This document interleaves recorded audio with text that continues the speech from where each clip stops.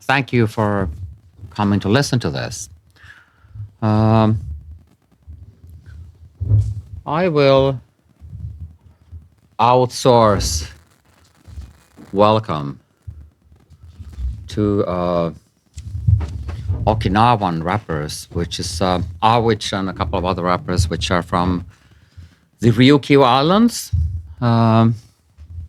which is like close to China, but south of Japan, which the Satsuma clan colonialized in the 16th century, and which still belongs to Japan. And I will let them say welcome. Of course, they are not saying welcome to this lecture. They say kind of inviting you, welcome to Okinawa.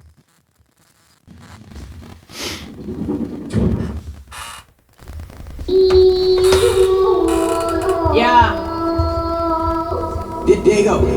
この花が咲き風を呼び嵐来たまるでザブーンディエゴに会った時エルオで島歌を聴かせたらおちだってなってすぐに料理したビーチ島に持ち帰って戦慄椿でチコそれにオスバーが乗っかってジャックする君の耳やる技にしかできないミュージック既存の道がなくても Do it 失敗は成功のもと本当に成功の反対にあるのは何にもやらないこと OK 相手だ側目に見えるものは全てが罠 Y'all bitches can't hate me if you wanna だけど逆らえない私には On my brothers, on my daughter or any of my family 邪魔するやつには的確措置を消えないと逆に面倒よ話すことになる俺の弁護士とキックするバスパンツするライン天心みたく負けを知らない I'm a troublemaker 革命家眠った民目覚めさせる Wake up 乗ってる間に毒できるニキビモニの鹿はなぜだか来い射撃装填その繰り返しぶっ放した分だけに出してきた銭日の気ごとし生き残るだけの事前に勝ちがいやあるのかマジのか長さに任せ長さ巻きしていた地球丸ごと試験かシート名誉ラッパー全て捨てて裸口をついて出たく漫画俺の初期そう Be here 俺は国を働き隣にクイーン Be to the point ルーツと喋りルールがないのがルールさ部門が去っても明日は去っても成功は痛み見た抜いたものだけが得れるお前のその目に何が見える現実逃避の先の現実難儀は優先するべからず太陽を巻いて空にフライ真実を見る俺のアイスやることやって愛の話、yeah、やりたくないことやって金の話なみ Represent me everyday ロリンストーンダイヤモンドどちらにせよお決まりでしょう海の話の重さすりささ海の話の重さすりささ今日の話や一平重さ一体のまぶやが来る地寸胴旅の始まりは南この島に落ちるや光打ちながら運ぶね踊り出すかキャッシュウェザビー星とオーバード先祖神々私魂は旅求める愛は何学びうちなドラゴンズもではハイなレターのファイヤーで上がるベルナーリーダーはまるで光るリーダーマカンボはだから一番しじゃさ兄さん姉さんとウェタの映画さ楽しんだもん勝ち遊びがメイマンラ死んでもどうせまた来世で会いましょう惰性描いて上にいた過去のもの私は何でも笑う地デジ表す酒飲んで流す朝のハブ酒飲んで酔っ払う冬も始まるだけだってさはYeah, sa iya sa yeah. What the beat the bounce out. 俺にもマイク渡してくれよ。Yeah, yeah. 日本地図の端の端から端東京はビルの街オリオンはあんまない4時と鉛でバチャル繁華がそろされるかなマジでアートたちもし人工粒が広たいて生きてよ俺がカリッとパッとスイート増えてきたアミゴス前代にもロスはこう伝説のポケモンあれごからのフェロモン赤くさせるドラえもん数字で鉢合わせ土妻合わせ全生身の海混じってクリスチャンラスリリースされるならリフタスじゃね俺が知っちゃってるインスタバイ翼を広げて世界を変える唾吐き続けられるライドレッドブルのわけも全部クリアして暇人は見とけあがとサイド嫌なワイパーの気になるまだこのことない知り合いなら離れるなよこのことないあいつらたち音沙汰なし覚えたもの久しからずこれよることは47から生放送地元への思いがまだそうそう俺のベロ見とまた俺もそれじゃまた今度行くぜ赤トンボ Yeah So the reason, as you can probably guess, it's not like raised, it's not English, it's like thread or mess of something like stories or something, and that means something else. And of course the video has all the typical things of a rap piece. It's very local, and because it's from Okinawa, some of you might know that karate is from Okinawa, so they showed some kicking and punching too. And also, I think it's a good start because they kind of take you into another world, which I will also take now. I will take you into my passions and worldview a bit. So I'm going to talk, here I'm actually in the birthplace of rap. It's in Bronx, 1520 Sedgwick Avenue, maybe 10 years ago, where they held the first hip-hop party, and they started like the whole game of what we now know as hip-hop. But I will provide a bit of a broader idea of what it actually is. And my talk is a mix of two things. The first one is an article called Pioneers, Postmodernism and Aesthetic Experience, which I wrote with Petteri Enroth, and it will be published soon. Maybe it's actually also, maybe it's already been published in the Cambridge Companion to Global Rap. And it's about the role of aesthetics and philosophy of art in the rap debate, because philosophers have actually had a kind of a big role in the beginning of the academic rap debate, which is for many people a surprise. But it's also a mix of a book that I'm working on, which hopefully is soon ready, maybe already this month, with Mikko Kapanen, who is running the kind of a world rap program by Chuck D from Public Enemy. It's on international radio stations, and it's on global rap. Because in most countries, I'm sure here too, you know the Serbian rappers, maybe, if you know rap, you know the Serbian rappers, and then you know the American ones, but not much anything else. And what is interesting that it keeps changing in every place, and I like to think that rap has always existed. You know, in Finnish mythology, they have this poetry competition when other guys sing the other one in the swamp. And different places you have different traditions, and it's kind of interesting. I like the way you always mix local things in rap in many places. Like here you have the religious chants and some actually local folk music from Okinawa, Ryukyu Islands area. But I will go into the talk anyway. Introduction. Today's so-called culture studies largely dominates academic discussions of rap music and hip-hop culture. Here my intention is, however, to show that it was aesthetics, philosophical aesthetics, philosophy of art, that provided rap and hip-hop with their first arena of theoretical reception, from 1984 already to the 2000s. The time for bringing this up is long overdue, as the current situation is odd. When we read the history sections of rap research articles or meet scholars from cultural studies who are into rap, it is often the case that they do not even know these pioneering texts. We have even heard claims that hip-hop studies started at the turn of the millennium. Such claims seem all the more backward to us since I, like so many others, entered the realm of aesthetics through Richard Schusterman's groundbreaking work on rap in the 90s and early 2000s. This is how one most likely got to know about aesthetics in those days. You often read an article about rap. Aestheticians held rap lectures. A colleague of mine, Horst de Mol, I think he got some kind of a prize in Holland. I think it was the Queen's Science Prize or something. And it was in the late 90s, I think, he held a thank you speech and he rapped it. It was a kind of a phenomenon in philosophy. People were playing around with rap and so on, and now very much forgotten. For example, Schusterman also applied his theories to scene discussions. I mean, like rap scene discussions. Early on, by writing pieces in the early 90s for the Journal of Rap Music and Hip Hop Culture, edited by ex-Panther George Ware, who just died a couple of years ago, and featuring, for example, columns by Chuck D of Public Enemy. What the present situation says about the power relations between the broader big cultural studies and the much smaller, tinier field of philosophical aesthetics is an intriguing issue in itself.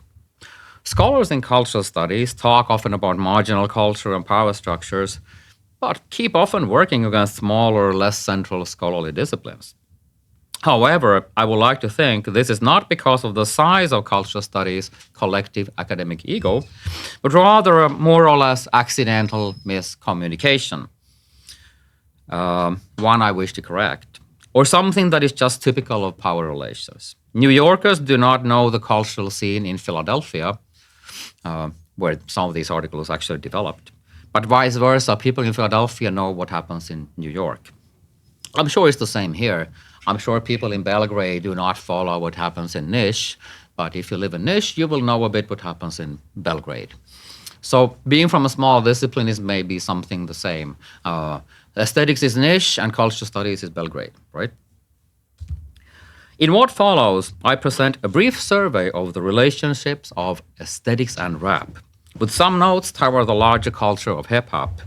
I use aesthetics in a somewhat applied form, meaning both contributions from academics who explicitly and mainly work in the domain of philosophical aesthetics, and texts that I see as focusing decisively more on aesthetic matters than, say, for example, on representation, identity, and other, of course, important topics characteristic of cultural studies. As James Edward Ford III has noted, there is a hegemonic tendency to disregard the aesthetic elements in some classical contributions to hip-hop studies. So the choice of what suits the scope of my talk is actually not hard to make.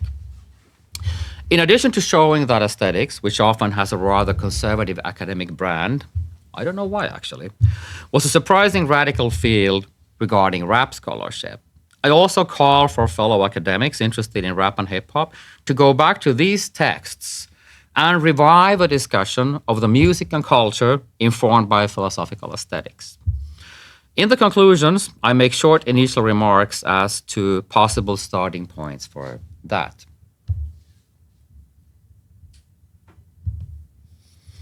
So here just showing also some historical, which people often don't know, that many of these West African traditions went through Barbados and Jamaica and some other routes to the US, and they were mixing there with some local language game traditions. So you have like the griot, the storyteller on the right, upside there. But also, as I said, all around the world, hip-hop and rap keeps recycling local old traditions. So down below, what you see is villupatu, which is like, an ordinary bow turned around and then used as an instrument. And then what you do with it is actually you rap, but it's really old.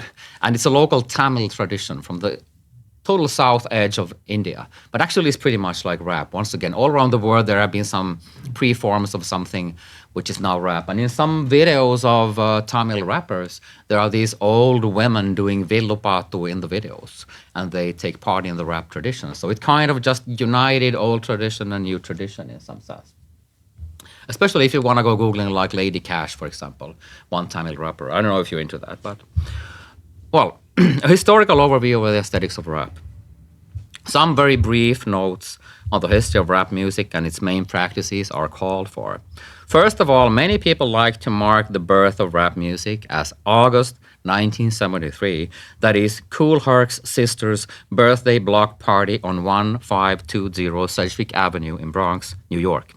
For the purposes of this paper, I do not see a need to rethink this conception. But it's good to note that toasting and talking of music had a history before the mentioned date, even in diasporic music cultures that had roots sometimes in Africa. Forerunners in what was to become rap's first local scene, such as James Brown, Pigmeat Marham, Amiri Baraka, Jill Scott Heron, Euro, and Isaac Hayes were already quite at it before Grandmaster Flash, Shyrock, and others formed the music's basic codes, like the later manner of focusing on breakbeats and talking rapping. From another perspective, some sound art pieces like William Burroughs' reel-to-reel tape experiments in the 50s could be seen as anticipating the vigorous manipulation of material sound recordings by hip-hop DJs. However, the differences might be more interesting than similarities here. For instance, in Burroughs' practice, as opposed to the DJs, there is no element of an artistic controlled craft, but a more Dadaist focus on automatism. There is no space to really elaborate on the following thought here, but if one focuses on rap as the specific vocal element of music, it's interesting to note how many rap-like practices can be detected globally. In addition to the well-documented West African roots of rapping, for instance, Sanskrit recitals or religious texts emphasize rhythm and form a rapish beat. In Europe, East Finnish oral poetry, for example, before the area was annexed to the West and its cultural and aesthetic ideals in the 19th century, used to be rhythmically spoken and used for battling. It is, in fact, also worth asking whether contemporary rap as a major commercial enterprise, dominated by a strong Anglo-American culture, actually overshadows the cultural diversity of all these rap-like practices that have detectable aesthetic and practical connections. But nonetheless, the whole question would, of course, not arise if rap had not become the contemporary cultural popular music practice it is. Still, rap, framed as a globally considered cultural phenomenon, could actually help us to see some cultural similarities. Whereas rap, thought of in this broad sense, was the dominant cultural practice in the aforementioned, for example, Sanskrit, Tamil, and Finnish examples. I'm adding a Nepalese example, actually. In some areas in Nepal, if you want to get married, there used to be the tradition that the young man goes to start reciting poetry to this young woman, and then if she answers and they start this dialogue in a poetical form, then it's kind of a good start for a possible relationship. But this is also sort of a rap thing. Very interesting. As a modern phenomenon with its current specific name and an inherent connection to turntables, African American and other heads, and the cultural context of Bronx, it grew up as an underdog. This applies both to its position, first in terms of the field of popular culture, and later as the music itself grew bigger in academic reception, as rap music was the #1 shooting target of many intellectuals. However, positive attempts to approach it soon became commonplace as well. Rap was for many not just a new style of music, but was seen by some as a new art form, half independently, as it were, from prevailing forms and conceptions of music, or as a holistic aesthetic concept.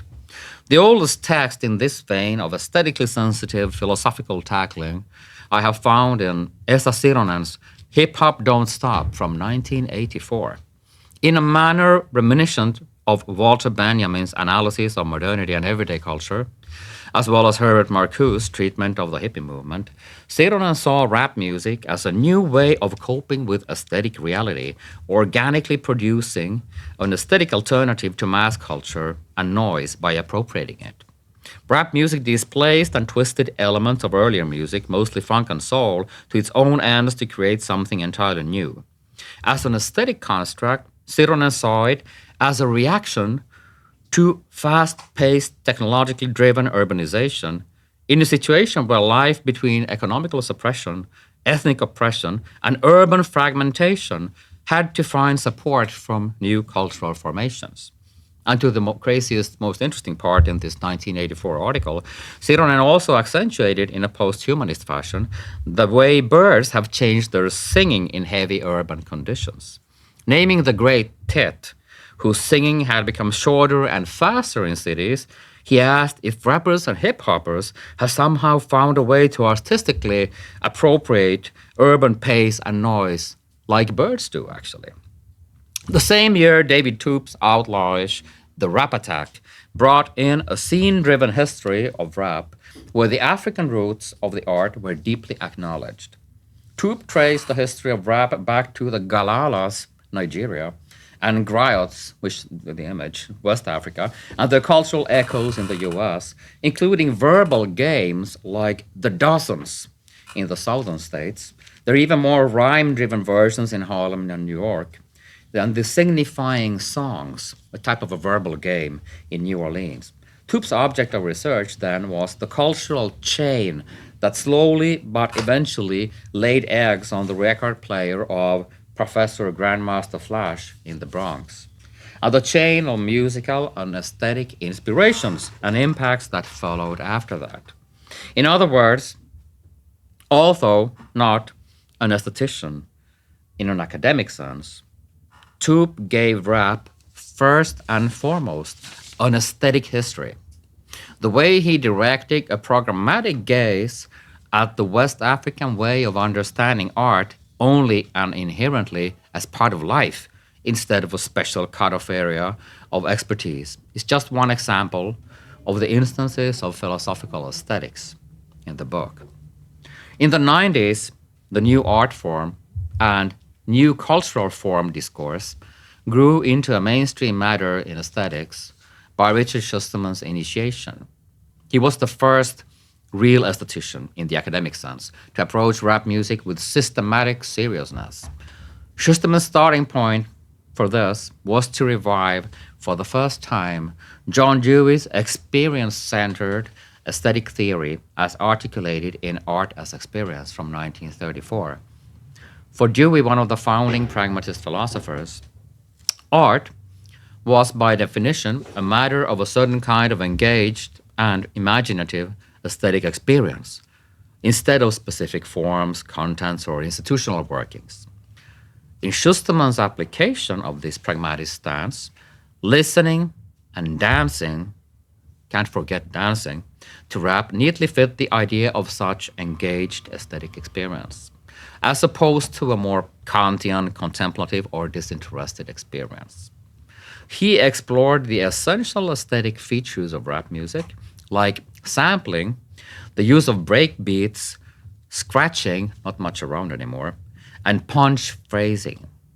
More broadly, with the help of his rap analyses, he highlighted the way the popular arts were naturally and readily included in philosophical aesthetics when this type of experience-based thinking prevailed. This was far from evident at the time Schusterman was writing his seminal works, although there was a rising dissatisfaction among aestheticians with the way the popular arts were treated, and the whole highbrow, lowbrow dichotomy.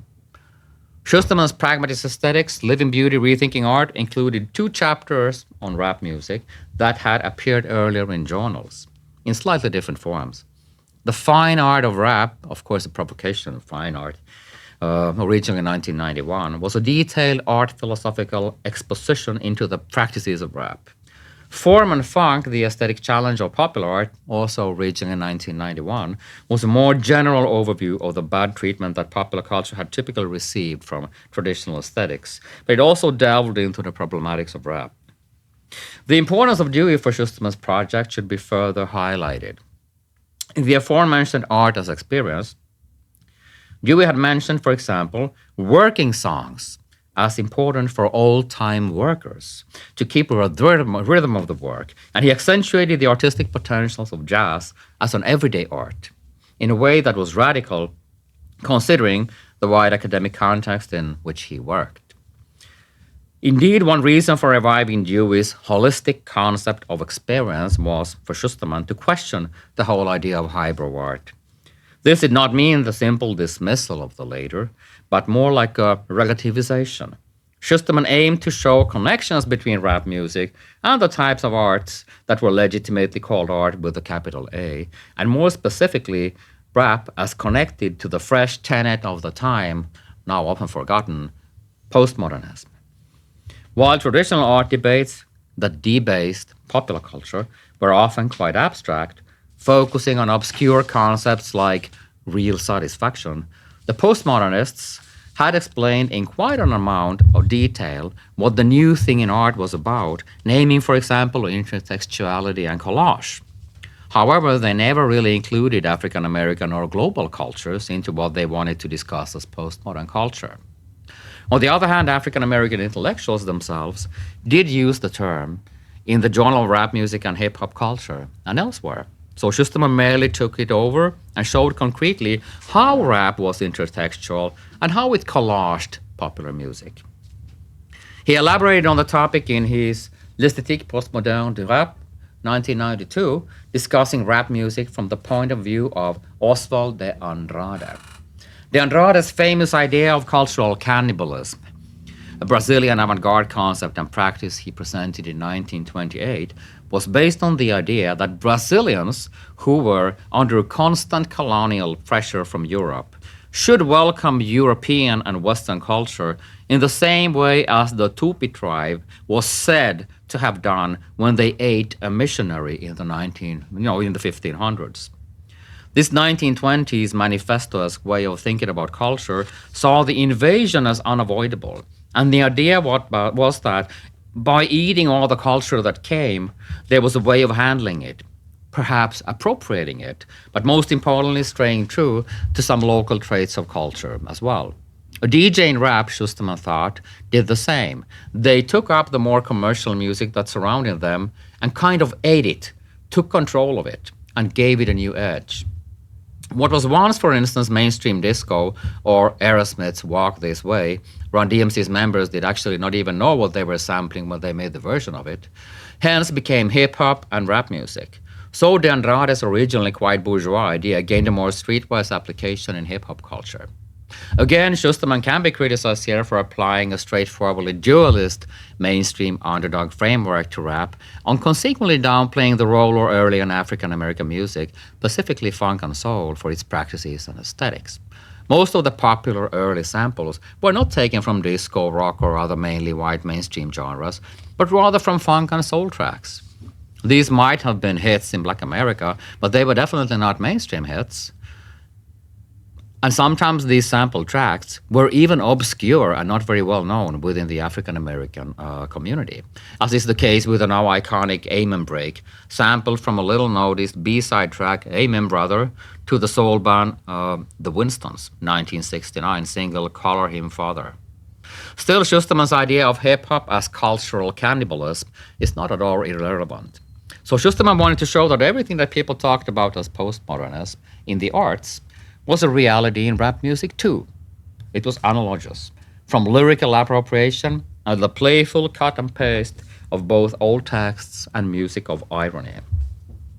Tim Brennan criticized the enterprise and saw Schusterman as appropriating rap music, taking it from the ghetto to the white intellectual sphere. Schusterman answered first that the original ghetto music was actually klezmer in the approximately 1500 Venice, as the Jewish population was closed into their own quarters by an Venetian administrative decision in 1516. Moreover, and perhaps more acutely, he pointed out that African American intellectuals themselves used the word postmodernist and brought the idea of rap music and hip-hop culture as a postmodernist practice. Further, it could be quite a stretch to say that, for instance, R.A. Potter's claim that the ethos of African American jazz can be understood as an instance of artistic modernism, which was then followed by hip-hop postmodernism, is an appropriation rather than a reflection on some matters that were actually already there in the culture itself. Jazz modernist twang is exemplified by, for example, its inner hierarchies, where experimental free jazz is commonly seen as the most progressive and therefore valuable, and clubbed up acid jazz as the artistically poorest strain. Schusterman has also been criticized for the whole idea that not only could aesthetic theory be applied to rap and hip-hop culture, but that it was in fact beneficial and wanted for the music and the culture. Against him, Herbert Graves claimed that rap music seemed to thrive pretty well, even without artistic support. This is of course true, but Graves' claim is rather confused about the potential benefits and impacts of theoretical attention. It's not the same as academic institutional taming. For example, painting could well thrive without theory and artistic support. Marketplaces are full of paintings, not to even delve into the present-day Instagram accounts where self-taught artists pose according to cultural cliches about what artists are like. The point is that the way some painters have had a safe space and other grains of freedom gained from having an art scene and an institution supporting them, in which theories and philosophies of art have had a major role, provides different and surprising artistic opportunities, directions, and considerations.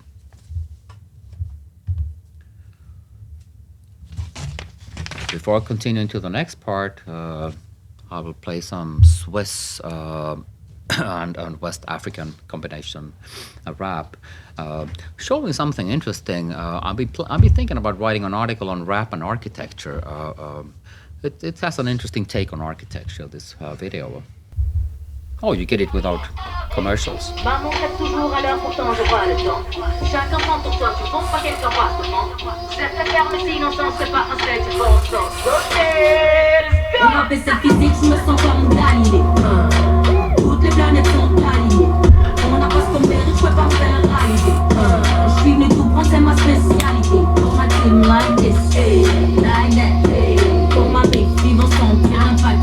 La vie c'est un risque, I like that. Je maîtrise, nous on signe, le impact. Plus iconique que ça, c'est Michael avec son gant. En détente, on force pas tout, est vrai, je fais pas semblant. Je redescends du Valhalla dans le monde des vivants. Y'a que les poissons morts qui suivent le courant. Ok, je me rends pas le courage et la chance. Un déhanchon comme dans les grosses agences. Destin passé depuis l'enfance, j'ai appris la patience. Il devrait appeler les pompiers, ça sent l'essence. Maman t'aide toujours à l'heure, pourtant j'ai pas le temps. Chacun son tour, soit tu fonces, soit quelqu'un passe devant. C'est préfère, mais sinon ça c'est pas un, c'est du bon sens. Ok, je fais ça bien, c'est rap et c'est physique, je me sens comme Galilée. Toutes les planètes sont alignées. On n'a pas ce qu'on mérite, je peux pas me faire rallier. Je suis venu tout prendre, c'est ma spécialité. Pour ma team like this, like that.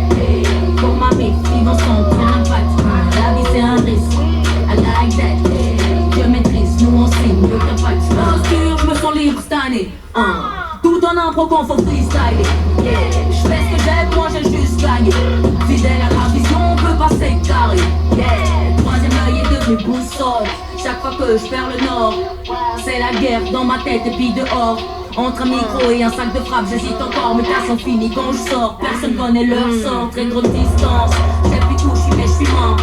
Respecte le code, aucune trace, aucun témoin. Je connais le protocole, leur inspi sèche comme vide pétrole. J'arrache la victoire au score, même en faisant peur aux sponsors. J'ai fait cette physique, je me sens comme Galilée. Toutes les planètes sont alignées. On n'a pas ce qu'on mérite, je peux pas me faire rallier. Je suis venu tout prendre, c'est ma spécialité. Pour ma team like this, like that. Pour ma vie, vivre ensemble, pour l'impact. La vie c'est un risque, I like that. Je maîtrise, nous on signe, le impact.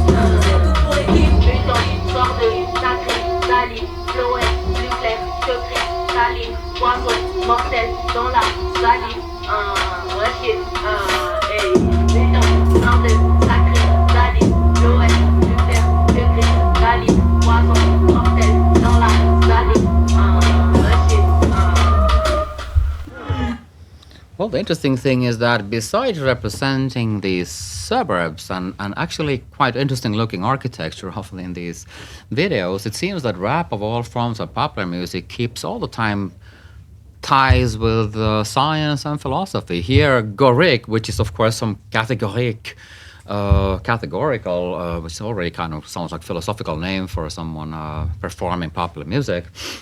It's also referring to Galileo Galilei, and it's this whole tradition in French rap on referring to, MC Solar used to refer to Jacques Derrida and Umberto Eco, and this is really, and it's actually also in American rap and in many countries, it's like you find bell hooks in many American rap pieces. So it's kind of interesting. It's not just like philosopher looking at rap. It seems that the rap of all popular music forms is actually gazing at philosophy and science a lot, which I find fascinating. So, missed encounters. Later, the aforementioned possibilities for applying an aesthetic perspective on rap went shockingly under the radar, even for those who wished for such things. Attempts have not been completely absent, But because of some strange scholarly miscommunications that is probably too difficult to trace and pinpoint now, they have remained clustered. As early as in 1995, Mutoumiya Salam wrote in his The Aesthetics of Rap that there was not really any discussion about the aesthetic features of rap music. For example, no discussion on what is flow. He was obviously unaware of the pragmatist debate on rap music and focused on discussing again, as if starting from scratch, its special aesthetic features.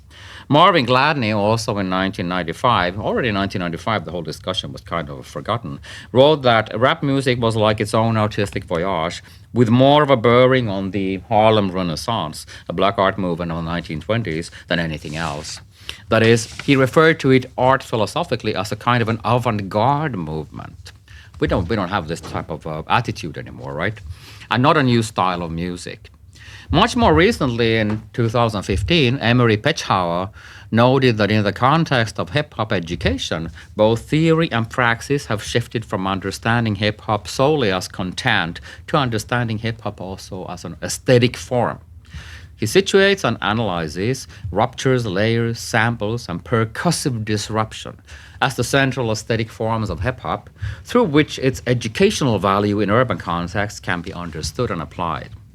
One cannot help but think that Pechauer's and others' work would have been easier and more rewarding had someone presented to them both the 90s aesthetics discussion and ways of approaching scholarly works that are not specifically academic aesthetics, but focus on aesthetic matters in rap music. Such calls are indeed still being made, since the aesthetic turning hip-hop education, described by Pechauer, has not apparently reached the wider pool of hip-hop scholars.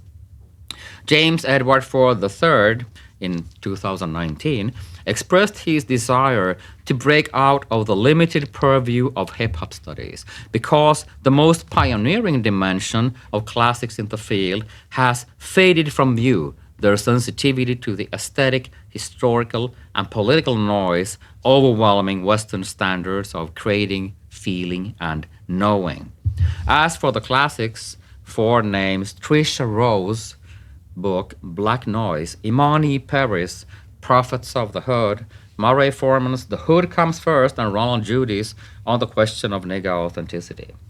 Thinking about early rap theory, Ford's comment shows distinctly how far academic rap and hip-hop discussion has come from its beginnings in aesthetics, and how later waves of culture studies, theorizing almost completely, overshadowed them. This scholarly rupture is a shame, since keeping aesthetics in sight could have been helpful for all parties of an intellectually minded audience of hip-hop. A few more clustered contributions in the vein of rap aesthetics are worthy of mention. In 2005, Schusterman returned to the topic by discussing violence as an aesthetic method in rap music, that is, cutting and bruising music for one's own artistic interest. During the same decade, Wojciech Maleczki and Stefan Snevar discussed and or criticized Schusterman for being too romantic about popular music in general, and claimed that the aesthetic and cultural effects of popular culture and visual culture are often negative. There were also some smaller notes, like those of Martti Honkanen, who noted rap's connection to the rhythm of driving. A lot of rap music is made to be listened in cars. And Ossi Naukkaren, who plumped upon hip-hop as a side matter in his discourse on what he calls popular culture environments. Let's say you go and buy sneakers, and you don't have Ligeti playing when and sometimes it could be some rock music, but pretty often it's rap music when you go and buy sneakers. It's like a part of a popular environment. Kind of interesting that it's so present in these places. Rap music often dominates skateboard shops and fashion shops. Other than these contributions, rap music disappeared for a long time from aesthetics, just as aesthetics disappeared from the scene of rap scholarship. Today, the scholarship is much more about identity, religion, and feminist analysis. For the good, of course, too. But we feel rap as art is a perspective that is worthy of a comeback. As shown, we have not been alone, but most importantly, rap and hip-hop culture simply deserve and call for more sustained and systematic aesthetic attention, and knowledge about it could help contemporary scholars. Going forward, 2 angles. As space is limited, I will refer to 2 possible, somewhat opposing directions for reapplying aesthetics to rap and hip-hop culture, like coming back to the classical texts, but also some new perspectives, a short one. Ossi Noukarinen noted that popular music and popular culture are often more about environments and settings than objects. So they could be approached through environmental aesthetics, a branch of aesthetics established in the 2000s. He refers to 4 tenets of environmental aesthetics. 1. The lack of a clearly delimited object in favor of symbiotic compounds. 2. The changing nature of the object of study. 3. The multisensory character of experience. And 4. Engagement with the environment. You know, you go and buy sneakers, you hear rap music, maybe you take some dance steps, then you look at next sneakers. It should be pretty clear how rap could be perhaps even the most appropriate instance of popular culture for such environmental analysis. Further, Noukarinen's suggestion can be expanded. Rap and hip-hop culture could be taken to the sphere of everyday aesthetics as even more recent vein of research. How is hip-hop incorporated into the everyday life of different social strata? When does it stand out? And when does it become simply an enabling background or a tool for living, as Arto Haapola has put it? An example of the everyday ubiquity of rap music is presented by a common trope of internet memes, where white middle-class people make fun of themselves for listening to gangster rap while driving to their 9-to-5 desk jobs.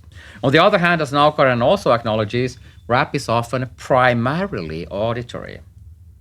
This is as evident in a vinyl lover's ecstatic immersion into the dark and distorted pulse of a RZA-produced beat, a teenager fascinated by the ice-cold testimony of Missy Elliott in their headphones, as in the hypnotic booming of an underground club setting. Hence, the phenomenological, object-centered approach is very much relevant for rap. Here it is good to note that Schusterman's words about the sonically holistic quality of hip-hop. No notational score could transmit rap's crazy collage of music, and even the lyrics cannot be adequately conveyed in mere written form, divorced from their expressive rhythm, intonation, and surging stress and flow. End of quote. Also, as touched upon above, books like Trisha Rose's classic Black Noise are rife with points of departure from phenomenological aesthetics of rap. However, to our knowledge, the only systematic attempt along these lines has been David A. M. Goldberg's study, where he proposes a prototype analytic framework for rap that, 1, foregrounds the phenomenological and aesthetic encounter with the sonic energy that remains the core experience of rap music, and 2, considers that encounter without segregating vocals, lyric, and music. I took up Noukarinen's and Goldberg's quite recent suggestions as they represent 2 different poles of aesthetic analysis, an environmental, everyday life-oriented one, and an object-oriented one. Further elaboration must be done somewhere else than in this paper, but I think it's clear that, taken together with the early tradition of aesthetics of rap, these 2 perspectives could form into something powerfully new in the sphere of rap and hip-hop studies. Writing a bit to this, I find interesting the amount of political discourse in rap music, and also a sort of what I call vernacular philosophizing. You know, you find even long arguments and maybe pieces of argumentation in rap music, and you know, just like Public Enemy started at Elfi radio station, like University radio station was the start for the whole group, and so I'm just like also wanting to remind you of that. So just a short look at maybe we get some advertisement. No advertisement. Okay, we'll look at some Mexican rap of focusing on societal problems. Whether you understand Spanish or not, you will understand Sociedad de Merda or something at least. Shit Society or something. Esto es a base de actitudes, habilidad de escritura. Si su voz aquí no encajas porque sobra de inodura. Disemiles lo que poco con el gráfico en las hojas. Licencia en cada fraseo, fluyendo en discusión. So it's from Zacatecas. You know, the train in the beginning is the train that takes the people from the, you know, South America when they try to get to Mexico and USA. It's that train, actually, you know, where they throw food on the train and stuff to help them. arrastrando toda ansia que me causa callar las penas con rabia. Tengo un flow que me describe, sigo firme los parlantes, la portavoz del silencio que les grita que se calle. Derribando estereotipos, yo soy aquella seria, la que calla lo que escucha y rapea lo que quiera. Yo, dicen que representan y en presente no mejoran, empeoran esta escena por su rap que nada aporta. Zacatecas, bro, ya bien plantados en el mapa. Ya puedes preguntarme lo que estoy haciendo aquí, lanzando skills, partiendo pizza así, homie. Yo, aterrizando tu trip, yo no le puedo hacer MC, broda. Y ahora quien trae el nivel, siente si te murió en mis páginas, disputan mis líneas. Es un mejor táctica, práctica exigido, tranquilo, aquí yo pongo el feeling. Esta jerga no flaquea tan fácil, a tu yo no stay. Ya te la arcaico, aquí tu flow es básico, mi léxico siempre frenético, acaba tus clásicos. Representar es fácil cuando lo haces ahí sentado. Rap féminas, dicta la esencia con estilo sádico. Compara mi escritura sin escuela, aquí lo educo. Acá te das colmillos curtos, quien se mantuvo. No hay prueba que las tengo ágiles están al frente. Cambiando estereotipos, la igualdad ya no me puede. Si la pide suena fuerte, aquí calibro mis deberes. Escribir obras ser madre perra, mira y aprende. Mira y aprende, yo.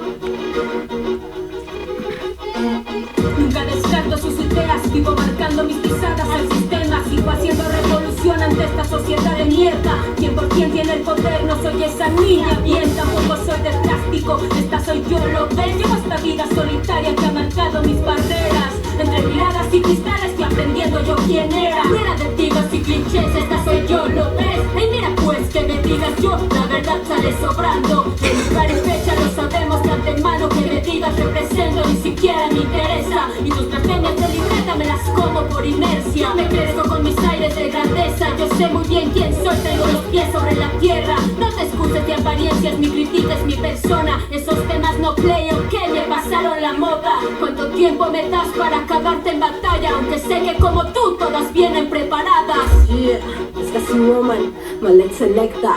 Yeah, todos son águilas devorando serpientes. A tanto mito, realidad muy diferente. Si soy consciente, lo veo en mi gente. Tanto refugio de palabras que mienten. Es que no entienden que no bastan los halagos de otra gente. Si por interés mantienen la fidelidad que tienen. Si no me explico, se lo digo más sencillo. Que su ficción nunca rebasará del mismo sitio. Entre más egos, más los miedos escondidos. Falsas portadas no sorprenden. Ni si la venda permanece. Como políticos, chingando al pueblo para que su poder comience. Y no soy más ni menos que el reflejo que esperaba en el espejo. Las cosas claras y no silencio. Escucho versos, no veo los hechos. Yeah, Smoxy 1, representando Zacatecas, la VIP. Yeah, damas y damas, llegando con la autoridad. Clamas en las barras que exclamas en tu soledad. Mi mentalidad está más de lo que puede estar. No intentes pararme porque pierden el espacio de plantas. Damas detrás de los altavoces. Mi voz puede ser droga y el ritmo sobredosis. El rap a tu consumo, XD, Moxy 1. La borde no te cura en este tour, llegó mi turno. En este universo no hay estrella que ilumine. Si para ti es basura, déjalo que contamine. Te sabes de lo bueno si no prueba lo sublime. Puedo ser mejor que tú, así quiero subestime. ¿Quién me para? Son mis balas. ¿Y quién nos pide que domine cada escena? Si son mis barras, ¿a qué disparan? En el micrófono mi voz queda ilesa. So the interesting thing is that whatever political problem you have globally, you can immediately find rap on it. Like I remember when not the last time, but maybe before that and before that, when there was some clash in Kashmir, I immediately Googled that and stumbled upon a video in one town in Kashmir from the river that went through the town, where some guy was rapping and explaining the mess, the political situation and like a lot of feminist theories provided through rap. For example, in Chile, is absolutely huge and incredibly good feminist rap scene. So whatever you had, like race in some domestic violence, immediately have 5 rap pieces about it. And actually, this was 2 years ago. There was a big, like a whole project on this. Like you had incredible amount of rap pieces about domestic violence and whatever other issues, change legal rights, abortion, whatever, then you get a rap piece immediately. So this is kind of fascinating. It still seems to work like really politically on a very fast basis on everyday issues. But also there are some banal examples of less philosophical but science related, produced by CERN, you know, the CERN, the scientific center. This is an old one, but just totally banal example, but interesting. Oh yeah. I'm about to drop some particle physics in the club. The LHC is super duper fly. You know what I'm saying. Check it. 27 kilometers of tunnel underground, designed with my distant protons around. A circle that passes through Switzerland and France. 60 nations contribute to scientific advance. Cubies of protons spin round through the ring they ride, till in the hearts of the detectors that makes it collide, and all that energy packed in such a tiny bit of room becomes mass particles created from the vacuum, and then. Oh yeah. LHCb's is where the antimatter's gone. Alice books and collisions of lead ion. CMS and Atlas are two of a kind. They're looking for whatever new particles they can find. The LHC accelerates the protons of the lead, and the things that it discovers will rock you in the head. We see asteroids and planets, stars galore. We know the whole resides in each galaxy's core. But even though that matter cannot explain what holds all these stars together, something else remains. The star matter interacts only through gravity. And how do you catch a particle? There's no way to see. Take it back to conservation of energy, and the particles appear as clear as can be. You see particles flying in jets, they spray, but you notice there ain't nothing going the other way. You say my law has just been violated. That's what makes sense. There's gotta be another particle to make this balance, and it might be dark matter. And for the first time, we catch a glimpse of what so most of the known works because. LHCb's is where the antimatter's gone. Alice and collisions of lead ions.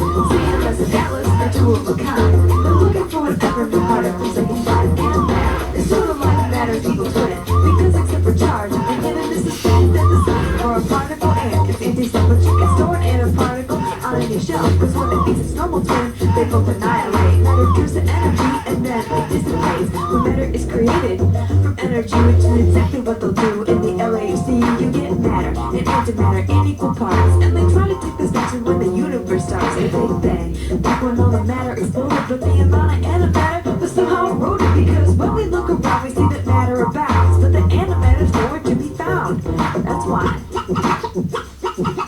LHCb's is where the antimatter's gone. Alice looks at collisions of lead ions. CMS and Atlas are two of a kind. They're looking for whatever new particles they can find. The LHC accelerates the protons on the lead, and the things that it discovers will rock you in the head. That's the one that everybody talks about. And it's the one sure thing that this machine will sort out.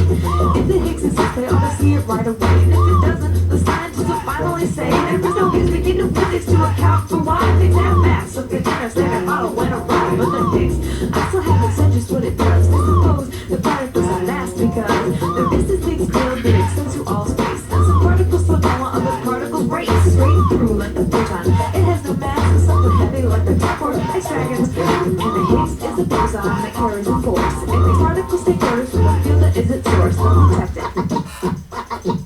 When LHCb's is where the antimatter's gone. Alice looks at collisions of lead ions. CMS and Atlas are two of a kind. They're looking for whatever new particles they can find. The sound you may think that gravity is strong, 'cause when you fall off your bicycle, it comes to glow until you hit the earth and you say, dang that hurt. But if you keep the forces powerful, you're wrong.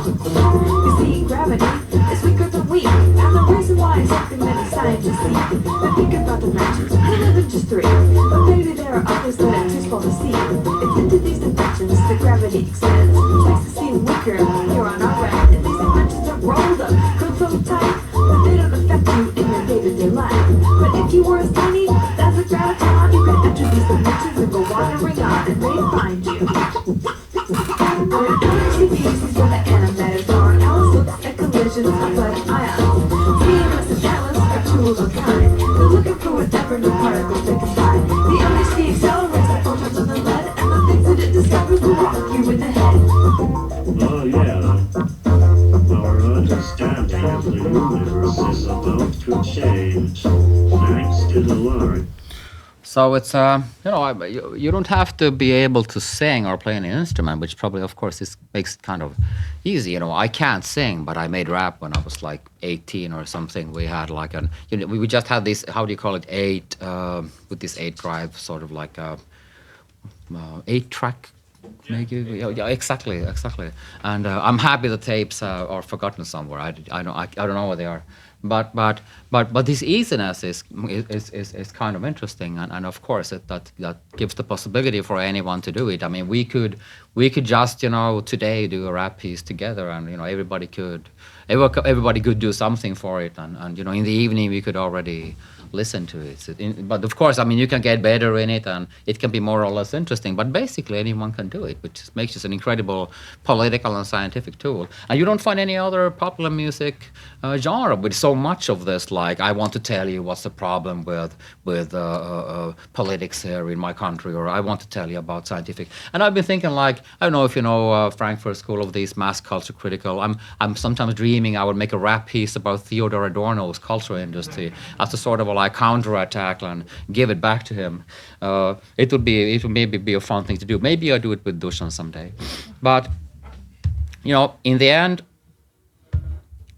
I want to quit here with something, because of course often places you don't otherwise see in media you can see in rap.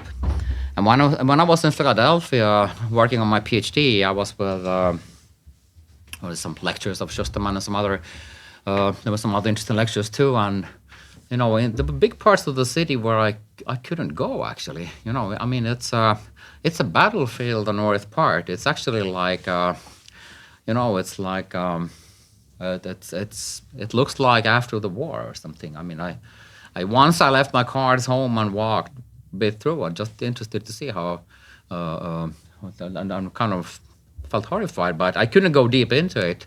But some nights when I was like awake, I was watching this local TV station showing rap videos, and they often were from the northern part, from places where people said don't go there.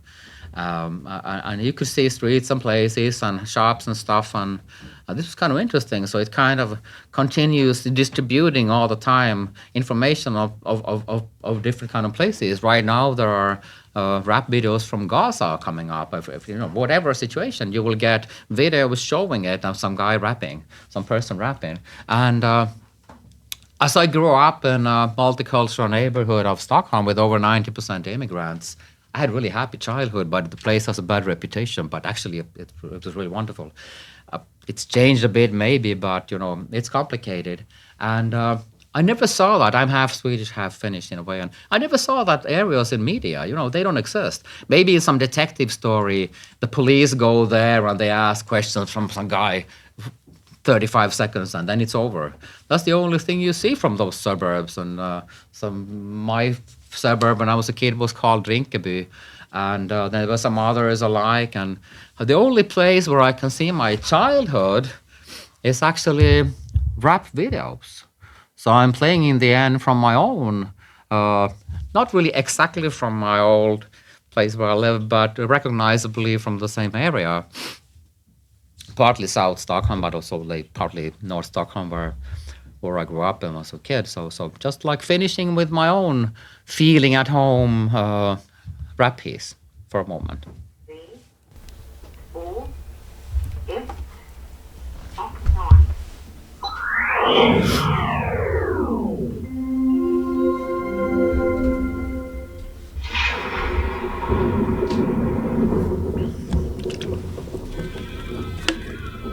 Dogge, skynda lite då.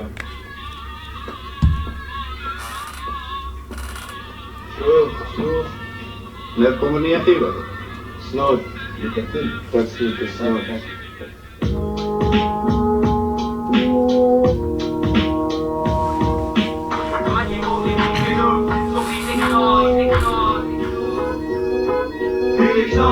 Faller i fjorden som är under.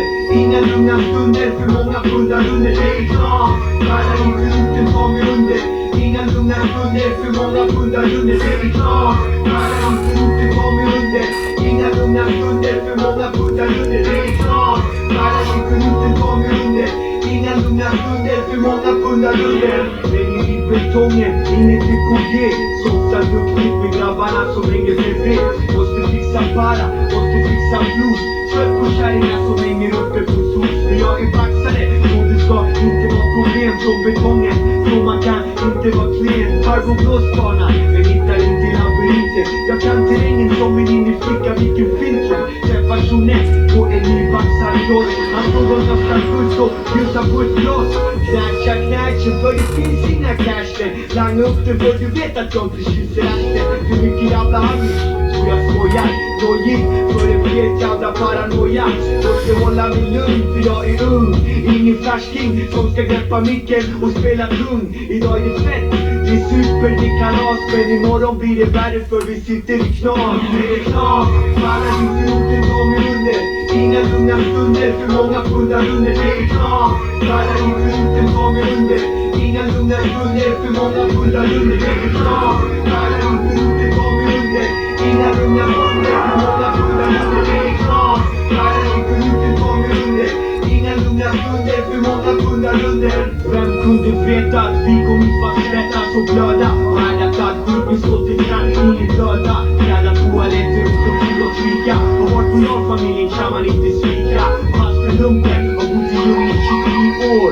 Har redan testat allt som man inte får. Så håll dig i form, för vi drabbas av en storm. Resten av sin rutin, polisuniform. Han lockar med knark och pengar, allt går så fort. Man hinner inte fatta vad man har gjort. Fattigdomen axar med stoltheten. Man byter ut lögner mot verkligheten. Inget flums över känslan av tomhet. Berusningen härskar, man tror ingen vet. Djävulen besöker mig när ingen ser. Jag har nästan korsat ringen och ramlat ner. Han bjuds högt pris för mig själv, men Gud skyddar mig väl. Han satt och satt på jorden som utvalda att leda hiphop inom Norden och sätta standard. Med våra med från betongen till vad så laddad för tredje gången. Verkligheten ingen kan fly. Några B-klas varje dag på vår meny. Det är klart, fallar inte ihop, det tar mig under. Inga lugna stunder, för många pundar under. Det är klart, fallar inte ihop, det tar mig under. Inga lugna stunder, för många pundar under. Det är klart, fallar inte ihop, det tar mig under. Inga lugna stunder, för många pundar under. Det är klart, fallar inte ihop, det tar mig under. Inga lugna stunder, för många pundar under. Vissa själar finns och för många är förlort. De väljer smala vägar när de lever allt för fort. Det är för lätt och fylla arvet på samhället. Ni talar på dig själv, börjar stoppa ner med gnället. För lite hel, du kör för mycket skådespel. Allt du gör ditt led är nästan slut för din del. Du har inga ambitioner, ditt sinne som vill tala. Du fortsätter att dala, men det är någon som ska betala. Det är dags att vakna upp och konfrontera verkligheten. Det finns ingen hopp när du sitter fast i smeten. Så upp med huvudet på dig, alltid gjort så jävla lätt. Gör det som en rätt, du tappar aldrig ditt kastet. För tiden väntar aldrig på någon shuno att agera. Så skruv och fantisera och ditt liv och sabotera. Det är klart, fallar inte ihop, det tar mig under. Inga lugna stunder, för många pundar under. Det är klart, fallar inte ihop, det tar mig under. Inga lugna stunder, för många pundar under. Det är klart, fallar inte ihop, det tar mig under. Inga lugna stunder, för många pundar under. Det är klart, fallar inte ihop, det tar mig under. Inga lugna stunder, för många pundar under. Varje gång vi dyker upp så blir det knas. So to quit just in one sentence what the talk was about. One, there's been an incredible aesthetic debate on rap music and it's been forgotten, and I want to present it both in text in this book and also for you, and maybe find some new perspectives also from the point of view of like aesthetics. But number two, rap's global impact and its way of mixing with local traditions, which are very rap-like, has been so far kind of underestimated, and we don't really understand what's been happening in many places in this world. It's incredible. But thank you for listening to me and the music, and thank you so much. Slava.